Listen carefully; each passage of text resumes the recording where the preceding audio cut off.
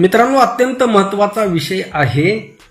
नरेंद्र मोदी आणि अमित शहा 2026 मध्ये इतके ओव्हर कॉन्फिडंट झालेले आहेत का की त्यांनी आतापासून 2029 ची तयारी सुरू केलेली आहे आणि फक्त त्यासाठी ते विरोधी पक्षातील नेत्यांनाच फोडण्याचं काम करत नाहीत, तर भारतीय जनता पार्टीमध्ये जे मोठे नेते तयार होत आहेत त्यांनाही कमकुवत करण्याचा प्रयत्न सुरू आहे का? मित्रांनो, हे नॅरेटिव्ह नेमकं काय आहे, ही चर्चा नेमकी काय आहे, हे सगळं आपण पाहणार आहोत। अमित शहा स्वतःला 2029 मध्ये प्रधानमंत्री पदाचा उमेदवार म्हणून पाहत आहेत का? आणि म्हणूनच महाराष्ट्रामध्ये ऑपरेशन टायगर राबवण्यात आलेलं आहे का? आदित्य ठाकरे यांनी त्याला ऑपरेशन देवेंद्र फडणवीस का म्हटलेलं आहे? नितीन गडकरी यांच्यासोबत जे झालं किंवा मध्य प्रदेशमध्ये शिवराज सिंह चौहान यांच्यासोबत जे झालं, तसंच महाराष्ट्रामध्ये देवेंद्र फडणवीस यांच्यासोबत घडत आहे का? आता परिस्थिती अशी झालेली आहे की ऑपरेशन टायगरमुळे उद्धव ठाकरे यांच्यापेक्षा देवेंद्र फडणवीस यांचं जास्त नुकसान होताना दिसत आहे, असं नॅरेटिव्ह सेट करण्यात येत आहे आणि ही गोष्ट स्वतः उद्धव ठाकरे सांगत आहेत। आपण सगळे या गोष्टींची सत्यता पाहणार आहोत। आता मित्रांनो, नॅरेटिव्ह काय आहे की जसं मध्य प्रदेशामध्ये शिवराज सिंह चौहान यांना हळूहळू बाजूला करण्यात आलं, तशीच तयारी आता महाराष्ट्रामध्ये देवेंद्र फडणवीस यांच्या बाबतीत सुरू आहे का? देवेंद्र फडणवीस स्वतः मोठे राष्ट्रीय नेते होण्याची स्वप्न पाहत आहेत, त्यासाठी ते गौतम अदानी यांना आपल्या जवळ आणत आहेत। मुंबईसह महाराष्ट्रातील अनेक मोठे प्रकल्प अदानी समूहाला दिले जात आहेत। मग खरंच ऑपरेशन टायगर हे प्रत्यक्षात ऑपरेशन देवेंद्र फडणवीस तर नाही ना? आणि याच महाराष्ट्रात मुख्यमंत्री बदलू शकतो का? असे अनेक प्रश्न आहेत। आजच्या या व्हिडिओमध्ये आपण याच विषयावर सविस्तर चर्चा करणार आहोत। महाराष्ट्रात नेमकं काय सुरू आहे? देवेंद्र फडणवीस आणि एकनाथ शिंदे यांच्यात कोल्ड वॉर का दिसत आहे? आणि या सगळ्या मागे अमित शहा यांची भूमिका आहे का? मित्रांनो, जसं मी सुरुवातीला सांगितलं होतं त्या पद्धतीने देवेंद्र फडणवीस यांची खुर्ची खरंच धोक्यामध्ये आहे का? क्रोनॉलॉजी काय आहे ती नीट समजून घ्या। आज महाराष्ट्रात 2026 मध्ये जे काही घडत आहे त्याची सुरुवात 4 वर्षापूर्वी म्हणजे 30 जून 2022 रोजी झाली। त्यावेळी एकनाथ शिंदे स्वतःलाच खरी शिवसेना म्हणत होते। त्यांनी उद्धव ठाकरे यांच्यापासून वेगळी वाट धरली होती। हळूहळू अनेक आमदार त्यांच्यासोबत जाऊ लागले। कधी बसमधले फोटो, कधी हॉटेलमधले फोटो, अशा अनेक बातम्या समोर येत होत्या।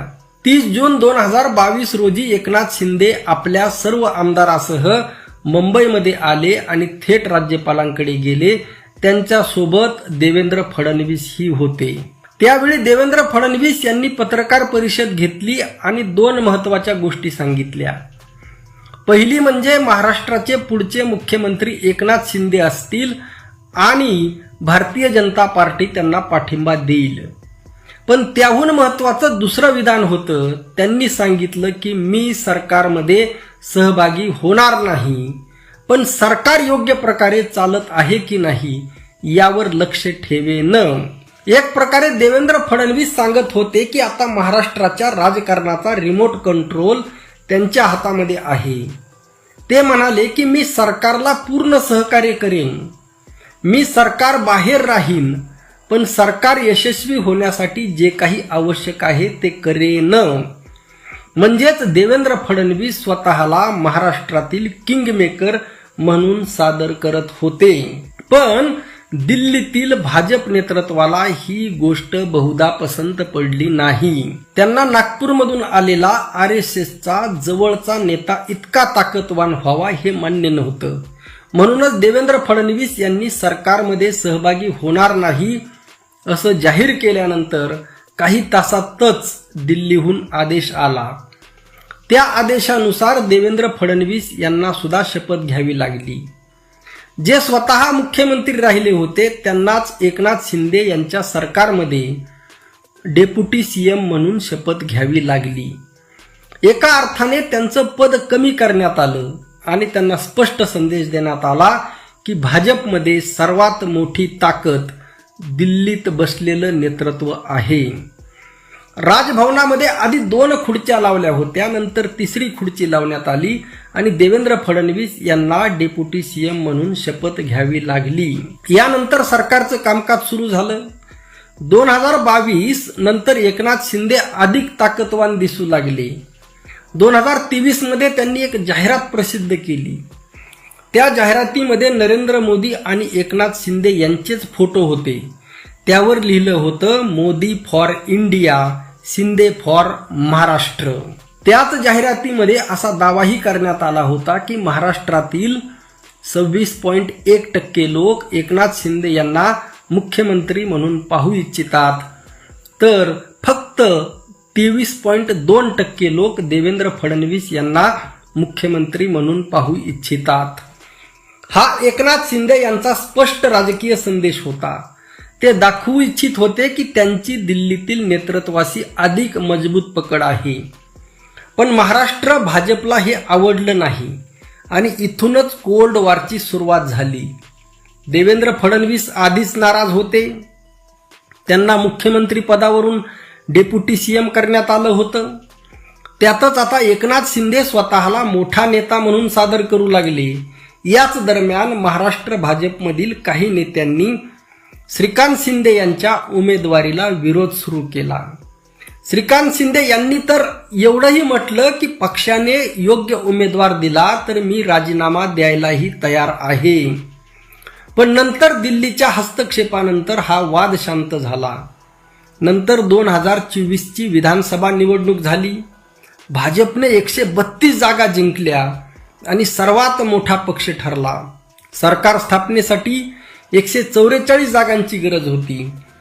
अजित पवार यांच्या राष्ट्रवादी काँग्रेस आणि एकनाथ शिंदे यांच्या शिवसेनेसोबत मिळून सरकार सहज स्थापन झालं. एकनाथ शिंदे यांना वाटत होतं की पुन्हा मुख्यमंत्री तेच होतील, पण तसं झालं नाही. देवेंद्र फडणवीस मुख्यमंत्री झाले. एकनाथ शिंदे पुन्हा नाराज झाले. सुरुवातीला त्यांनी डेप्युटी सीएम होण्यास सुद्धा नकार दिला, पण दिल्लीहून आदेश आला आणि त्यांना डेप्युटी सीएम व्हावं लागलं. याच काळामध्ये पुन्हा कोल्ड वॉर सुरू झालं. अमित शहा यांना कदाचित वाटत होतं की देवेंद्र फडणवीस पुन्हा मुख्यमंत्री झाल्यावर 2029 पर्यंत ते खूप ताकदवान होतील. म्हणूनच एकनाथ शिंदे यांना सतत बळ दिलं जात असल्याचं चित्र दिसू लागलं. शिवसेनेचे काही मंत्री मंत्रिमंडळाच्या बैठकींना गैरहजर राहू लागले. दुसरीकडे देवेंद्र फडणवीस यांनीही काही महत्त्वाचे निर्णय स्वतःकडे ठेवले. एकनाथ शिंदे यांच्या नगरविकास खात्यातील अंतिम निर्णयही अनेकदा देवेंद्र फडणवीस घेत होते. पालकमंत्री पदावरूनही दोघांमध्ये वाद झाले. अशा अनेक घटनांमधून हा संघर्ष समोर येत गेला. यानंतर ऑपरेशन टायगर सुरू झालं. उद्धव ठाकरे यांच्या शिवसेनेतील 6 खासदार एकनाथ शिंदे यांच्या गटामध्ये गेले. त्यामुळे लोकसभेत शिंदे गट अधिक मजबूत झाला. पण इथंच राज ठाकरे यांनी मोठा प्रश्न उपस्थित केला. जर हे सर्व भाजपच्या पाठिंब्याने होत असेल तर हे खासदार थेट भाजपमध्ये का गेले नाहीत? ते एकनाथ शिंदे यांच्या शिवसेनेतच का गेले? राज ठाकरे यांचा आरोप आहे की अमित शहा भविष्यासाठी स्वतःचं राजकीय जाळं तयार करत आहेत. भविष्यात जर त्यांना प्रधानमंत्री पदासाठी पाठिंबा हवा असेल तर एकनाथ शिंदे त्यांना उपयोगी पडू शकतात. पण जर हे खासदार देवेंद्र फडणवीस यांच्याकडे गेले असते तर फडणवीसच अधिक ताकदवान झाले असते. त्यांचे RSS सोबत चांगले संबंध आहेत. गौतम अदानी यांच्यासोबत सुद्धा चांगले संबंध आहेत. मुंबई विमानतळ, नवी मुंबई विमानतळ, वधावन बंदर यांच्यासारख्या अनेक मोठ्या प्रकल्पामध्ये त्यांची भूमिका असल्याचं बोललं जात आहे. म्हणूनच देवेंद्र फडणवीस यांना अधिक ताकदवान होऊ न देता एकनाथ शिंदे यांना बळ दिलं जात आहे असा आरोप विरोधक करत आहेत. आता उद्धव ठाकरे सुद्धा तेच म्हणत आहेत. त्यांच्या मते हे ऑपरेशन टायगर नसून ऑपरेशन देवेंद्र फडणवीस आहे. जसं मध्य प्रदेशमध्ये शिवराज सिंह चौहान यांना हळूहळू बाजूला करण्यात आलं, तसं आता देवेंद्र फडणवीस यांच्या बाबतीत घडत आहे. उद्धव ठाकरे यांचं म्हणणं आहे की देवेंद्र फडणवीस 2029 पर्यंत राष्ट्रीय पातळीवरील मोठे नेते बनू शकले असते. ते नागपूरचे आहेत, RSSच्या जवळचे आहेत, विकासाभिमुख प्रतिमा आहे, उद्योगपतींचाही त्यांना पाठिंबा मिळू शकतो, म्हणून ते भविष्यात प्रधानमंत्री पदाचे दावेदार ठरू शकतात. पण हीच गोष्ट अमित शहा यांना नको आहे, असा विरोधकांचा आरोप आहे. दुसरीकडे देवेंद्र फडणवीस यांनी या सर्व चर्चेवर प्रतिक्रिया देताना म्हटलेलं आहे, माझ्याकडे पंखच नाहीत, मग ते कोण कापणार. तरीही त्यांनी या चर्चेची दखल घेतल्याचं दिसलं. आता एकनाथ शिंदे यांना यातून काय फायदा होणार. 2022 मध्ये एकनाथ शिंदे मुख्यमंत्री झाले होते. 2024 मध्ये पुन्हा मुख्यमंत्री व्हायची त्यांची इच्छा होती, पण ती पूर्ण झाली नाही. आता 2026 मध्ये ते पुन्हा मुख्यमंत्री पदासाठी स्वतःला मजबूत करत आहेत. ते दिल्लीला दाखवू इच्छितात की ते खासदार फोडू शकतात, पक्ष मजबूत करू शकतात आणि महाराष्ट्राचं नेतृत्व करू शकतात. त्यामुळे त्यांना पुन्हा मुख्यमंत्री करण्याचा विचार व्हावा अशी त्यांची रणनीती असल्याचं बोललं जात आहे. शेवटी मोठा प्रश्न असा आहे की भाजप स्वतःच्या नेत्यांनाच का कमकुवत करत आहे. अमित शहा खरोखरच भविष्यात पंतप्रधान होण्याचा विचार करत आहेत का. जर तसं नसेल तर 6 खासदार थेट भाजपमध्ये न जाता एकनाथ शिंदे यांच्या पक्षामध्ये का गेले. हा प्रश्न राज ठाकरे सुद्धा विचारत आहेत, उद्धव ठाकरेही विचारत आहेत आणि महाराष्ट्र भाजपमधील काही नेत्यांनाही याबाबत नाराजी असल्याचं बोललं जात आहे. नितीन गडकरी, राजनाथ सिंह, लालकृष्ण अडवाणी, शिवराज सिंह चौहान यांच्या बाबतीत जे घडलं तसंच आता देवेंद्र फडणवीस यांच्या बाबतीत घडत आहे का. या संपूर्ण रणनीतीमागचं राजकारण मी तुम्हाला समजावून सांगण्याचा प्रयत्न केला. प्रधानमंत्री होण्यासाठी उद्योगपतींचा पाठिंबा, RSSचा पाठिंबा, स्वच्छ प्रतिमा या सर्व गोष्टी महत्त्वाच्या असतात. या सर्व गोष्टी सध्या देवेंद्र फडणवीस यांच्याकडे आहेत असं विरोधकांचं म्हणणं आहे. म्हणूनच महाराष्ट्राच्या राजकारणात रोज नवे संघर्ष आणि नवीन विधानं समोर येत आहेत. कधी एकनाथ शिंदे वरचढ दिसतात, कधी देवेंद्र फडणवीस, तर कधी अमित शहा. या अशा राजकीय घडामोडी आहेत ज्यांची फारशी चर्चा मेनस्ट्रीम मीडियामध्ये होत नाही. म्हणूनच ही संपूर्ण माहिती तुमच्यापर्यंत पोहोचवणं मला महत्त्वाचं वाटलं. तुम्हाला वाटतं का की भाजप खूपच ओव्हर कॉन्फिडंट होत आहे. 2029 मध्ये पुन्हा सत्ता येईल या विश्वासामुळेच स्वतःच्या नेत्यांनाच मागे टाकण्याचा प्रयत्न सुरू आहे. मित्रांनो, अशा पद्धतीची एकंदरीत स्क्रिप्ट सध्या चालवण्यात येत आहे, लक्षात घ्या. आणि उद्धव ठाकरे, राज ठाकरे सुद्धा याला बळी पडताना दिसत आहेत की त्याच्या पाठीमागं काही राजकारण आहे. पण ही स्क्रिप्ट सेट करण्यात येत आहे. आता या स्क्रिप्टमध्ये नेमका घोळ काय आहे. ही स्क्रिप्ट माझी नाही, मी फक्त तुम्हाला एक नॅरेटिव्ह नेमकं काय सेट केलं जात आहे हे मांडलेलं आहे.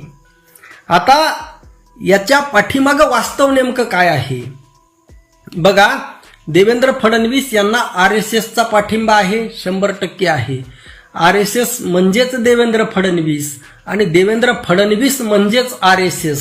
दुसरी गोष्ट, उद्योगपतींचा देवेंद्र फडणवीस यांना पाठिंबा आहे का. 100% आहे. तिसरी गोष्ट, देवेंद्र फडणवीस यांचा राज्यामध्ये वन मॅन शो सुरू आहे. भारतीय जनता पार्टीमध्ये त्यांना कोणीही प्रतिस्पर्धी नाही. आणि एकनाथ शिंदे यांची शिवसेना देवेंद्र फडणवीस एका दिवसामध्ये गुंडाळू शकतात.